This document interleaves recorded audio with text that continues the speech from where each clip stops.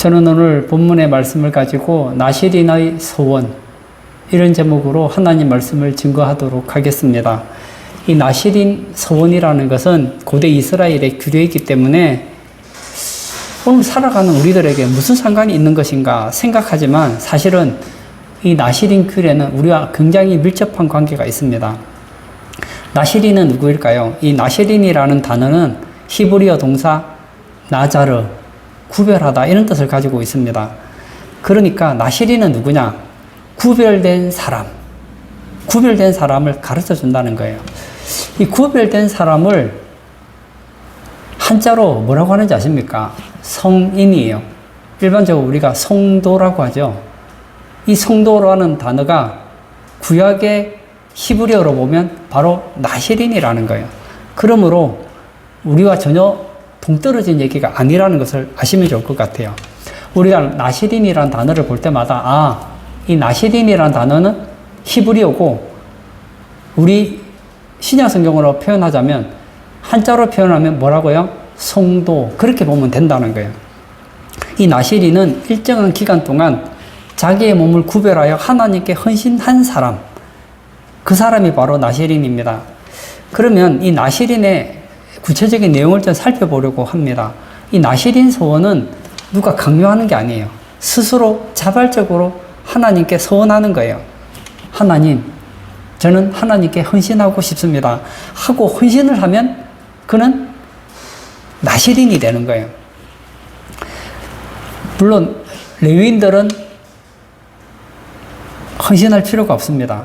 왜냐하면 그들은 이미 하나님께 헌신된 사람이기 때문에 또 헌신할 필요는 없어요. 애굽에 10가지 재앙을 내렸을 때에 원래는 장자가 죽어야 되는데 이스라엘 사람들 중에는 장자가 아무도 죽지 않았죠. 그러므로 하나님께서는 이 장자를 대신하여 레위인을 취하셨습니다. 따라서 레위인은 하나님의 소유요, 이미 하나님께 헌신된 자이기 때문에 다시 헌신할 필요가 없다는 거예요. 나시린은 남자도 할 수 있고 여자도 할 수 있습니다. 예를 들면 나는 30일 동안 헌신하겠습니다. 나는 60일 동안 헌신하겠습니다. 나는 90일을 하겠습니다. 나는 1년을 하겠습니다. 아니면 나는 평생을 하겠습니다. 이렇게 헌신을 할 수 있다는 거예요. 그런데 부모가 자녀를 나시린으로 소원하여 바치면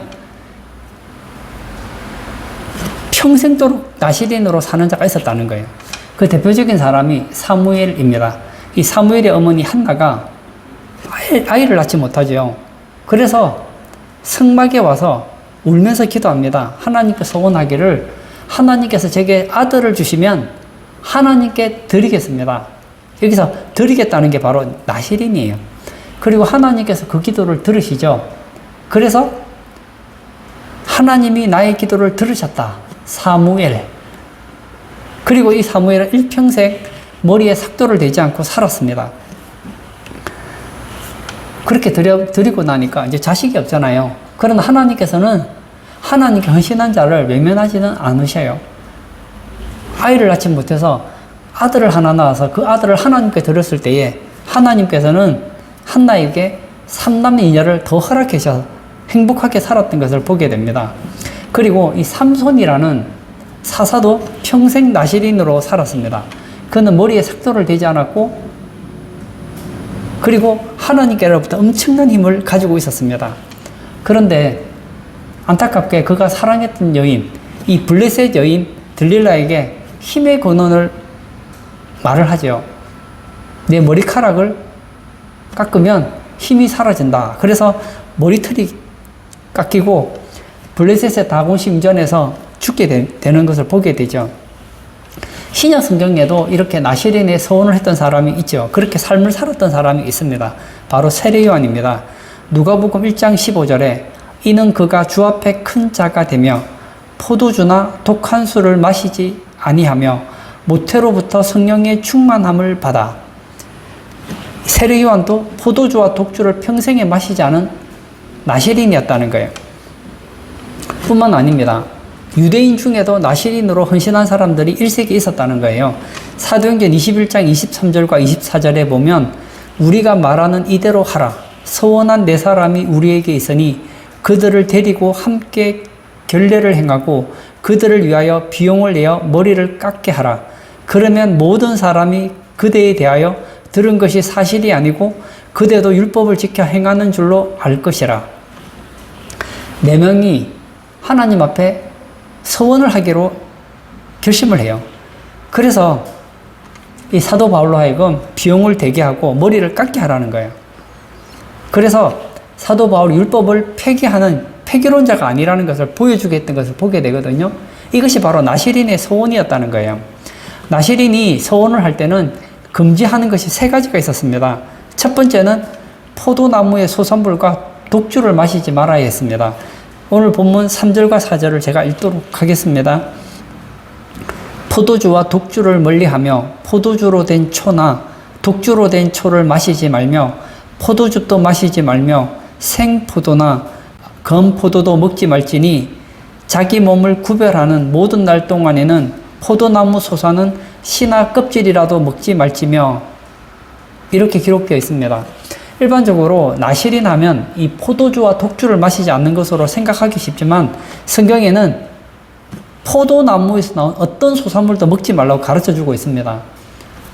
생포도, 검포도, 포도주스, 씨, 껍질도 먹지 말라는 거예요. 이것은 죄의 원인이 되는 포도주와 독주를 마시지 말라는 의미를 넘어서 죄와 관련된 어떤 것도 끊어버리는 것을 명하셨다는 거예요. 나시린은 누구입니까? 더 좋은 것을 위해서 좋은 것을 포기한 사람들이라는 거예요. 더 좋은 게 뭘까요? 하나님을 기쁘게 하는 거예요. 하나님을 더 기쁘게 하기 위해서 내가 좋아하던 것을 포기하는 사람, 그가 바로 나시린입니다. 둘째는 머리에 삭도를 대지 않는 거예요. 5절을 제가 또 읽겠습니다. 그 소원을 하고 구별하는 모든 날 동안은 삭도를 절대로 그의 머리에 대지 말 것이라. 자기 몸을 구별하여 여호와께 드리는 날이 차기까지 그는 거룩한즉 그의 머리털을 길게 자라게 할 것이며. 여자들은 이게 별로 문제가 안 돼요. 고대 시대 때는 여자들은 머리를 굉장히 길게 길렀거든요. 요즘도 머리를 길게 하지만 요즘에는 뭐 유행 때문에 머리를 좀 짧게 깎는 경우도 있지만 옛날에 여자들은 원래 머리를 길게 기르기 때문에 별 문제가 없었는데 남자들의 경우도 다르지 않았다는 거예요. 남자도 머리를 서원하는 기간 동안에는 머리에 칼을 대지 못하도록 했습니다. 그러면 왜 머리에 삭도를 대지 못하게 했을까요? 그것은 그 당시에 삭발하는 것은 우상을 숭배하는 이방인들의 풍습이었기 때문입니다. 제가 어느 종교라고 말하지 않지만 우리나라의 어떤 종교를 보면 머리를 완전 삭발하는 그런 종교가 있지 않아요? 마찬가지로 옛날에 이방 종교에도 내가 그 이방신을 섬기는 규례로서 머리털을 삭발하는 경우가 있었기 때문에 그런 이방 종교의 문화를 단절하는 삶을 살아라 얘기한다는 거예요. 세 번째는 시체입니다. 시체를 가까이 하지 말라는 겁니다. 6절을 제가 또 읽겠습니다. 자기의 몸을 구별하여 여호와께 드리는 모든 날 동안은 시체를 가까이 하지 말 것이요. 성경의 시체는 사망의 결과입니다. 하나님은 생명의 주인이죠. 그래서 하나님은 생명의 주인이시기 때문에 시체와 공존할 수 없습니다. 그래서 부모님이 돌아가셔도 장례식에 참여하면 안 돼요. 예를 들어 내가 60일을 서원을 했어요. 그런데 예를 들어서 59일째 되는 날 시체에 접촉을 했다. 그러면 지금까지 59일 동안 나시린으로서 서원한 것은 다 무효가 된다는 거예요. 그러면 다시 7일간 정결 의식을 갖고 60일을 다시 채워야 된다는 거예요. 뿐만 아닙니다. 13절에서 20절까지는 나시린 서원이 종료가 되면 또 규례가 또 있어요. 서원했다고 해서 끝나는 게 아니에요. 이제 종료 절차가 있습니다. 종료 기간이 끝나면 해망문 쪽으로 가야 했습니다. 성문 동편에 있는 문으로 가서 거기서 제사를 드려야 됐다는 거예요. 한번 우리가 이스라엘 사람은 아니지만 이스라엘 사람이라고 한번 생각해 볼까요? 예루살렘에 성막이 있잖아요. 그러면 예루살렘 근처에 사는 사람은 별로 문제가 안 됩니다. 그런데 거기서 멀리 사는 사람들 입장에서 한번 생각해 보세요. 가기 굉장히 힘듭니다. 예를 들어 우리로 한번 생각해 볼까요? 성막이 김포에 있다고 한번 생각해 보세요. 그러면 김포에 있는 사람이 성막으로 나가는 건 어렵지가 않아요. 근데 예를 들어서 뭐 제주도다 아니면 뭐 미국이다 그러면 오기가 너무너무 힘들지 않습니까? 그러나 서원 기간이 끝나면 거주지가 어디든지 성막이 있는 곳으로 직접 와야 했다는 거예요. 두 번째는 제사장은 그를 위해서 번제와 속죄제와 화목제를 드려야 했습니다. 이 번제, 속죄제, 화목제 제물을 누가 가져옵니까? 서원한 사람이 가져와야 돼요. 그리고 이 화목제는 일부만 태우고 번제와 속죄제는 다 태워버립니다. 그리고 남은 부분은 제사장에게 주죠. 세 번째, 서원한 기간 동안에 머리가 자랐을 거 아니에요? 자란 그 머리카락을 깎고 화목제물을 태우는 불에 던져 살리도록 합니다. 이것은 그동안 헌신한 것을 받아주신 하나님께 감사를 드린다는 상징적인 행위입니다. 그리고 제사를 드릴 때 번제, 속죄제, 화목제를 드린다고 제사장이 고생했잖아요. 짐승을 3마리나 잡아야 되니까 얼마나 힘들겠습니까? 그래서 화목제물로 예를 들어 소를 드렸다. 그러면 소의 가슴은 제사장이 취합니다. 근데 그냥 취하는 것이 아니라 하나님께가 이렇게 흔들죠. 흔들요 제사 해서 흔드는 제사 요제를 드립니다. 그리고 소의 우편 뒷다리를 제사장이 취합니다. 근데 그때는 무겁기 때문에 흔들지 못해서 그냥 들었다 놓습니다. 거제를 드립니다. 그리고 떡도 무교병과 무교전병을 흔들어서 제사장이 취하도록 했습니다. 이거 보면서 좀 느끼는 거 없습니까? 아니 내가 하나님께 서원을 하겠다는데 왜 이렇게 규정이 복잡하냐? 하나님께 헌신한다는 것은 장난하듯이 하는 것이 아니라는 거예요. 헌신하는 데는 대가를 지불해야 된다는 것을 가르쳐 준다는 거예요. 그러면 신약 시대를 살아가는 우리 성도들에게는 어떤 의미가 있을까요? 이것은 정한 기간 동안에 평소에 좋아하던 것을 절제하고 금식하고 하나님 앞에서 하나님이 기뻐하는 행동을 하는 그런 기간으로 우리가 잡을 수 있다는 거예요. 예를 들면 내가 한 3일 정도는 금식 기도를 하겠다. 그냥 기도도 좋아요. 근데 예를 들어서 나는 음식도 먹지 않고 한 3일 정도 하나님과의 관계를 위해서 금식 기도하겠다. 야, 얼마나 좋습니까? 아니면 이번 한 주간 동안은 내가 특별히 휴가를 내어서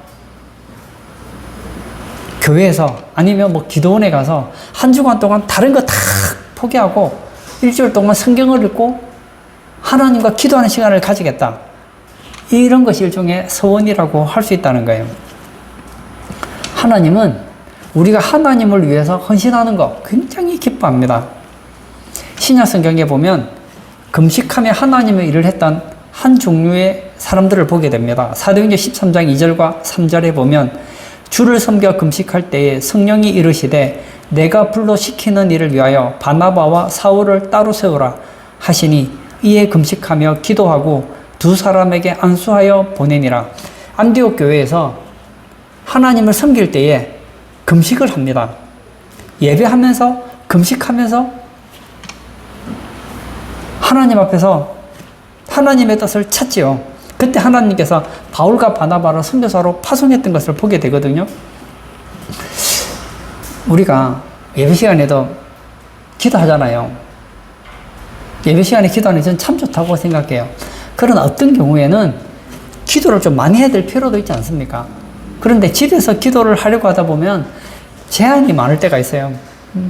저는 우리 성도님들 특별히 어떤 기도 제목이 있다고 하면 교회 와서 작정하고 기도하시든지 아니면 기도원에 가서 한 주간 정도는 다 잊어버리고 기도에 전념하기를 저는 부탁을 드립니다.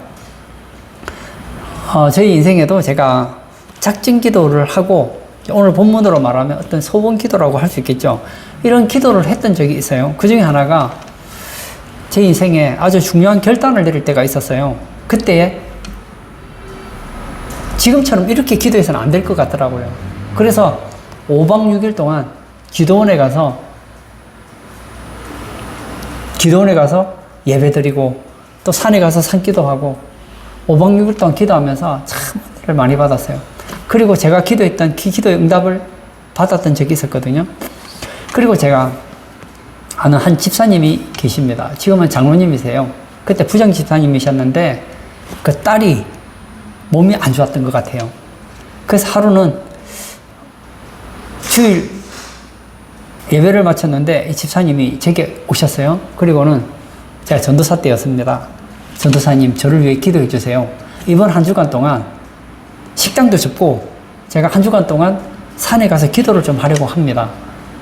예, 왜 그러냐고 했더니 지금 딸이 몸이 굉장히 안 좋다는 거예요. 그래서 물론 뭐 교회 와서 틈틈이 기도해도 되지만 다 그만두고 일주일 동안 정말 예배와 기도에만 전념하고 이번 기회에 하나님과 관계도 회복하고 자녀를 위해서, 딸을 위해서 한번 기도하고 싶다는 거예요. 그래서 제가 너무 좋다고 저도 기도해 드리겠습니다 했어요. 그 병원에 갔더니 이 딸이 요즘으로 막 희귀병 같은 거예요. 병원에 가면 병명이 없는데 딸은 아파요. 그런 병은 고칠 수가 없잖아요.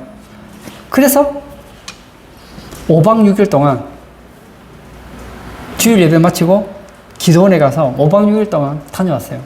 다녀왔는데 이분이 막 얼굴이 굉장히 밝으세요. 그리고 저보고 그러는 거예요.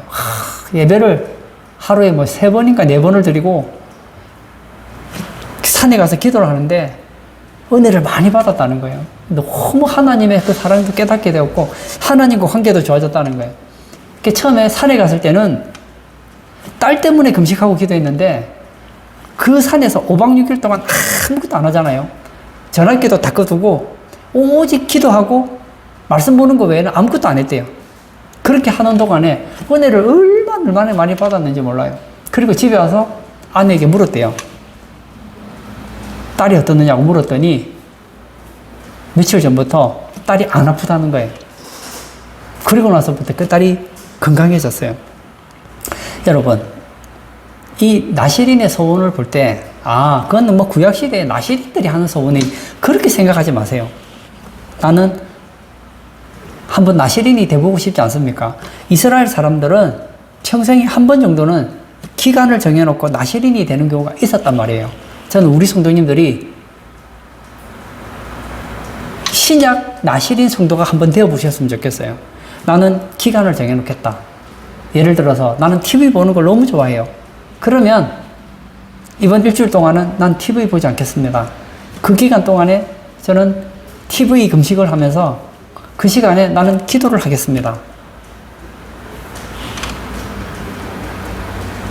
나는 친구들 만나고 노는 걸 너무너무 좋아해요. 그러면 이번 한 주간 동안은 놀고 싶은 거 포기하고 진지하게 하나님과 관계를 회복해보겠습니다. 이런 거 얼마나 좋느냐고요. 이게 뭐라고요? 이게 바로 나시린의 소원이라는 거예요. 그러면 이 나시린 규정이 신약시대 성도에게 갖는 의미는 무엇이 있을까요? 하나님께 헌신할 때는 희생 없이는 안 된다는 거예요. 예를 들어서 이스라엘에서는 이 포도라는 게 굉장히 기쁨의 열매거든요. 그런데 포도나무의 소선물을 먹을 수 없다는 것은 육신적인 욕구를 희생하는 것을 가르쳐 줍니다. 둘째, 부모님이 돌아가셔도 장례식에 참여할 수 없었습니다. 이것은 감정적인 희생을 치러야 하는 것을 가르쳐 줘요. 세 번째, 소원의 규례가 끝나고 나면 그 다음에는 제물을 드려야 되죠. 번제와 화목제와 속죄제를 드리려고 하면 또 물질적인 희생도 드려야 된다는 거예요. 그리고 소원한 기간 동안에 만약에 주변의 사람들이 죽거나 소원을 제대로 지키지 못하면 다시 그 소원의 기간을 연장해야 되기 때문에 시간적인 희생도 치러야 된다는 거예요. 뿐만 아니에요. 소원을 종료하기 위해서도 예루살렘 성전 문 앞에까지 와서 수고로움과 번거로움을 감수해야 되는 희생이 있었다는 거예요. 제가 얘기하고 싶은 것이 이거예요. 진정한 소원은 희생이 있어야 된다는 거예요. 아무 불편함 없이 내가 살고 싶은 대로 살아가는 그런 소원은 없다는 거예요. 진정한 소원은 무엇이든지 지켜져야 된다는 거예요. 저는 우리 성도님들이 하나님 앞에서 한 번쯤은 이런 소원을 했으면 좋겠어요. 아이고, 나는 날마다는 못하죠. 좋습니다. 그럼 10년에 한 번 정도는 어떨까요? 아니면 3년에 한 번 정도. 시간을 내어서 하나님과의 관계를 위해서, 하나님이 기뻐하는 것을 위해서 내 인생의 기쁨을 포기하고 더 좋은 것을 위해서 좋은 것을 포기하는 거 어떻습니까? 전도서 5장 4절에서 6절에 보면 내가 하나님께 소원하였거든 갚기를 더디게 하지 말라. 하나님은 소매한 자들을 기뻐하지 아니하시나니 소원한 것을 갚으라. 소원하고 갚지 아니하는 것보다 소원하지 아니하는 것이 더 나으니 내 입으로 내 육체가 범죄하게 하지 말라. 사자 앞에서 내가 소원한 것이 실수라고 말하지 말라. 어찌 하나님께서 내 목소리로 말미암아 진노하사 내 손으로 한 것을 멸하시게 하랴. 무슨 얘기입니까? 만약 내가 소원을 하고 안 지킬 것 같으면 소원하지 말라는 거예요. 안 해도 돼요. 꼭 소원해야 되는 건 아니에요. 그러나 소원은 더 좋은 것을 위해서 좋은 것을 포기하는 거예요. 예를 들면 저는 이 얘기를 꼭 해드리고 싶은데요. 교회가 건축을 하게 되었다. 그럼 보니까 주변의 사람들이 건축원금을 하는 거예요. 근데 나는 돈이 없어. 할 여력도 없고 하고 싶지도 않아. 그러면요, 안 해도 돼요. 그런데 보니까 나보다 못 사는 사람이 막 건축원금을 막 수백만 원씩 해요. 근데 내가 믿음이 있는데 그래도 저 사람보다는 많이 해야지. 2천만 원 한다고 약속은 했는데, 소원은 했는데 내려니까 너무 부담스러운 거예요. 괜히 했다. 그러지 말라는 거예요. 그리고 이제 소원을 갚으려고 하니까 돈이 너무너무 아까운 거예요. 그럼 어떻게 하죠? 에라, 교회 옮기자. 그러지 말라는 거예요. 무슨 얘기입니까? 하나님께 소원한 것은 해로울지라도 갚을 거고 지키지 못할 소원이라면 소원하지 말라는 거예요. 저는 어떤 소원이든지 소원할 때는 신중하게 하기를 바랍니다.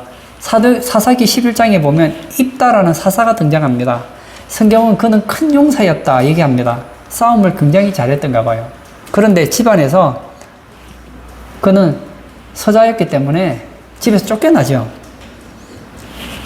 그런데 그 지파의 사람들이 암몬으로부터 굉장히 어려움을 당합니다. 전쟁을 하려고 보니까 장군이 있어야 되잖아요. 지도자가 있어야 되는데 누가 합당한 사람이 있겠나 하고 봤더니 입다가 있는 거예요. 입다는 용사였습니다. 리더십도 있고. 그래서 입다를 사사로 모시고 암몬과 전쟁을 하게 되죠. 그러나 이 암몬 사람과 전쟁하기 전에 입다는 머리가 좋은 사람이에요. 여러분, 전쟁을 하면 누가 죽어도 죽고 누가 피해를 봐도 피해를 봅니다. 제일 좋은 것은요, 전쟁하지 않고 대화로 푸는 게 제일 좋아요. 그래서 암몬 사람들에게 논리적으로 이야기를 해서 전쟁을 하지 않으려고 합니다. 근데 암몬이 침공해 오니까 이스라엘이 감당할 수가 없는 거예요. 이제는 전쟁을 하게 되었습니다. 외교적인談판이 결렬되었어요. 전쟁하게 되었습니다. 그래서 결국은 큰 용사 입다가 암몬을 제압하고 이스라엘을 승리했다는 거예요. 그런데 성경에 보면 이 입다가 전쟁에 나가기 전에 소원을 한 가지 했습니다. 사사기 11장 30절과 31절에 보면 그가 여호와께 소원하여 이르되 주께서 과연 암몬 자손을 내 손에 넘겨주시면 내가 암몬 자손에게서 평안히 돌아올 때에 누구든지 내 집 문에서 나와서 나를 영접하는 그는 여호와께 돌릴 것이니 내가 그를 번제물로 드리겠나이다 하니라. 소원을 한 거예요. 만약에 제가 암몬과 싸워서 이긴다면 누구든지 나를 영접하는 그를 여호와께 돌리겠습니다. 그를 번제물로 드리겠습니다 했어요. 전쟁을 했는데 이겼어요. 집에 왔는데 그를 영접하는 사람이 누구였는가 하고 봤더니 그의 딸이 온 거예요. 그래서 번제로 드렸다는 거예요. 여러분, 저는 오늘 본문과 연관되기 때문에 내가 입다의 이 소원에 대해서 얘기를 좀 하고 싶어요. 여러분, 우리나라의 이 한글 성경이 원래는 개혁 성경에서 지금 개혁 개정 성경을 우리가 보고 있잖아요. 우리나라에 성경이 들어온 것은 100년 조금 넘어요. 근데 우리나라에 이 성경이 나오기 전부터 영국이라든지 미국에서 가장 많이 읽혀지는 성경이 있었습니다. 이 킹 제임스 성경이라고 흥집력 성경이라는 것이 있습니다. 그 성경에 보면 오늘 본문을 어떻게 설명하고 있느냐면 그는 여호와께 돌릴 것이니 내가 그를 번제 헌물로 드리겠나이다. 이렇게 되어 있어요. 번제물로 드리는 것과 번제 헌물로 드리는 것은 뜻이 완전히 다릅니다. 번제물로 드린다는 것은 짐승을 태워 드릴 때 번제물로 드리는 거거든요. 근데 사람에 대해서 번제 헌물로 드린다는 것은 오늘 성경대로 말하면 그의 인생을 하나님 앞에 나실인으로 드리겠다는 거예요. 그런데 문제가 있죠. 그의 딸은 처녀였어요. 처녀가 평생을 나실인으로 하나님 앞에 산다는 것은 무슨 얘기냐면 결혼하지 않고 동정녀로 평생을 살겠다는 거거든요. 그것 때문에 나중에 입다가 후회를 합니다. 그리고 입다의 딸도 울어요. 아마도 제가 볼 때는 입다는 자기가 영접할 사람이 딸이라고 생각 안 했던 것 봐요. 그리고 딸도 생각할 때 내가 평생 결혼도 하지 못하고 처녀로서 살게 된다는 거. 물론 하나님께 헌신하는 건 좋지만 결혼도 한번 못 해보고 이렇게 산다는 것이 굉장히 마음이 섭섭했는지도 몰라요. 그래서 기도하고 그리고 아버지의 그 소원을 지키잖아요. 제가 이 얘기를 왜 하느냐면 입다는 소원을 했습니다. 근데 나중에 보니까 그 소원을 입다는 취소하고 싶은 거예요. 왜냐? 여러분, 내가 부모예요. 내 딸이 있는데 내 딸이 아직 시집도 못 갔어요. 그런데 그 딸이 그냥 그렇게 사는 것도 좋지만 그래도 행복한 가정을 꾸리는 거 좋지 않습니까? 그러나 이미 하나님께 소원했기 때문에 소원한 것은 해로울지라도 지켰다는 거예요. 그리고 그의 딸도 알아요.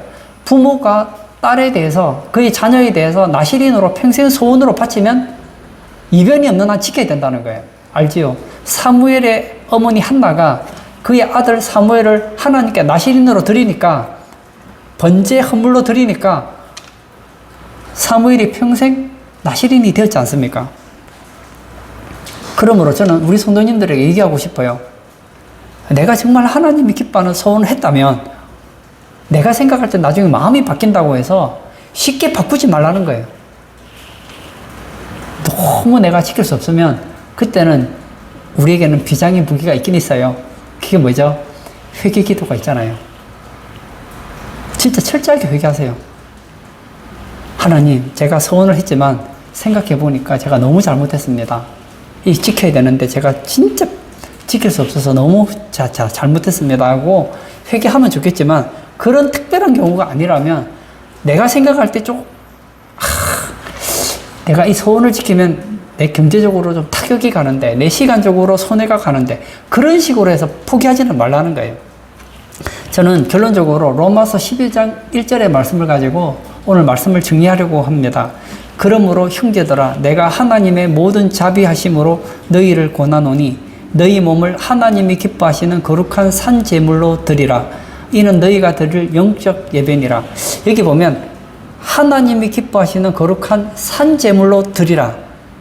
여러분, 구약시대의 제물은 죽여서 드리는 제물이잖아요. 원래 제물은 죽은 제물을 드리지 산 제물을 드리지는 않아요. 이건 역설입니다. 사실 구약식으로 말하면 하나님 앞에 제물을 드릴 때는 태워 죽였기 때문에 죽은 제물을 드려야 돼요. 그런데 너희들이 비록 살아있어도 하나님께 죽여서 바쳐진 제물처럼 헌신되어 살라는 거예요. 뿐만 아니라 하나님이 기뻐하시는 거룩한 영적 예배를 드리라고 했습니다. 여기 영적 예배라는 것을 영어로 표현하자면 spiritual worship입니다. 영적인 예배예요. 근데 이것은 틀린 것은 아니지만 약해요. 헬라어로는 로기코스라는 단어가 되어 있습니다. 여러분, 영어 단어에 보면 이 논리라는 단어가 있죠. 논리적인, 이 logical이라는 단어가 있잖아요. 이 logical이라는 단어가 헬라어 로기코스에서 나왔어요. 그러니까 영적 예배라는 것은, 이 영적인 예배라는 것은 좀 더 정확하게 말하면 논리적인 예배를 드리라는 거예요. 하나님 어떤 예배를 기뻐하십니까? 그러므로 형제들아, 내가 하나님의 모든 자비하심으로 너희를 권하노니 너희 몸을 하나님이 기뻐하시는 거룩한 산제물로 드리라. 이는 너희가 드릴 논리적인 예배니라. 아니, 하나님께 산제물로 드리는 것이 왜 논리적이라는 의미입니까? 이것이 굉장히 중요해요. 예수님께서 우리를 죄와 사망의 권세에서 건지시기 위해서 몸을 버리시고 모든 것을 희생하셨습니다. 그렇다면 우리의 몸을 들여서 예배하는 것, 이것이 논리적이고 합당하지 않느냐는 거예요. 예수님께서는 우리를 위해서 모든 것을 주셨는데 아무것도 하지 않고 입 싹 닦는 것, 이것이 논리적이냐는 거예요. 한번 여러분, 예수님이 우리를 희생하신 것을 한번 생각해 보세요. 그러면 논리적인 것이 무엇인지를 알게 됩니다. 불신자들이 신자들을 보면 이해가 안 돼요. 논리적이지가 않습니다. 주일에 교회 왜 나갑니까? 예배 왜 드려요? 그 아까운 시간을. 11조 왜 합니까? 교회 봉사 왜 합니까? 전도 왜 합니까? 헌금을 왜 드립니까? 아까웠게. 그 사람들이 볼 때는 비논리적으로 보여요. 그러나 하나님 나라의 나실인들이 볼 때는 그렇지 않다는 거예요. 한번 생각해 볼까요? 예수님은 하나님의 아들이셨습니다. 그 하나님 이 땅에 사람이 되셨어요. 신이 인간이 되셨다고요. 그리고 목수의 아들이 되어서 망치질하고 톱질하면서 얼마나 다쳤겠습니까? 그 당시에 목수라면 사람들에게 가장 존경받지 못하던 직업 중에 하나였어요. 그리고 한 30년 살았나요? 사람들에게 미움받고 몇 번 죽을 뻔하다가 결국은 채찍기 당하고 십자가에 죽으셨잖아요. 예수님이 우리를 위해서 그렇게 희생하셨다면 우리가 하나님의 나라를 위해서 예수님을 위해 헌신하는 것, 이것이 논리적이지 않느냐는 거예요. 페르시아의 왕 고레스가 바벨론을 멸망시킬 때 이야기를 제가 하나 하고 마치려고 합니다. 이 페르시아의 왕 고레스가 바벨론의 한 가족을 포로로 잡았습니다. 그리고 그 가장에게 묻습니다. 내가 너희의 자녀를 풀어주면 너는 내게 무엇을 주겠느냐? 했더니 그러면 저의 전 소유를 폐하에게 드리겠습니다. 자녀와 전 재산을 바꾸겠다는 거예요. 왕은 다시 묻습니다. 만약에 내가 너의 아내를 풀어준다면 너는 내게 무엇을 주겠느냐? 물었습니다. 그때 그렇다면 저는 제 몸을 폐하에게 드리겠습니다. 이 고레스 왕이 감동을 받았어요. 가족을 감옥에서 다 풀어주고 그의 재물을 다 돌려주었어요.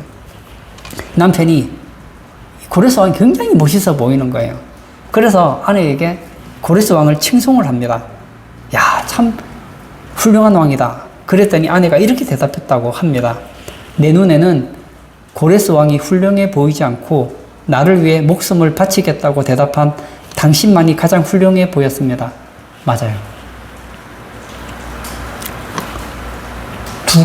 죄송합니다. 누가 나 같은 것을 위해서 죽어주겠습니까?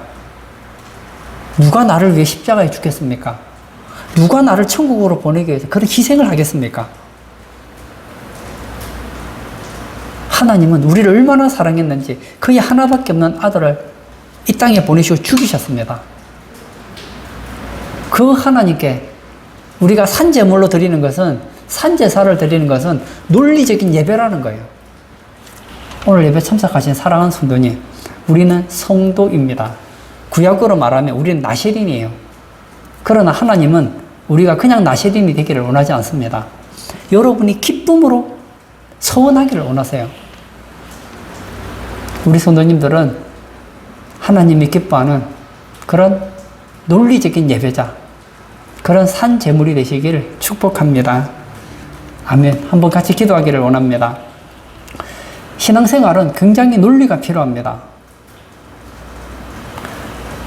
하나님의 입장에서 한번 여러분 생각해 보세요. 하나님이 만든 그 피조물, 지옥 갈 수밖에 없는 우리를 위해서 하나님께서 그의 아들을 보내셨다. 그 예수님은 우리를 위해서 하나님의 자녀의 권세를 포기하고 이 땅에 오시고 피조물에게 무시당하고 십자가에 죽으셨다. 얼마나 큰 희생입니까? 나는 너를 위해 목숨을 주었건만 너는 나를 위해 무엇을 주느냐? 여기에 대한 논리적으로 반응하는 것이 산제물이요, 산제사요, 논리적인 예배라는 거예요. 이 시간 기도할 때 하나님, 나의 삶이 비논리적인 예배자의 삶이 아니라 하나님이 기뻐하는 그런 논리적인 예배자의 삶을 살게 해달라고 기도하시고 자유롭게 개인 기도하도록 하겠습니다.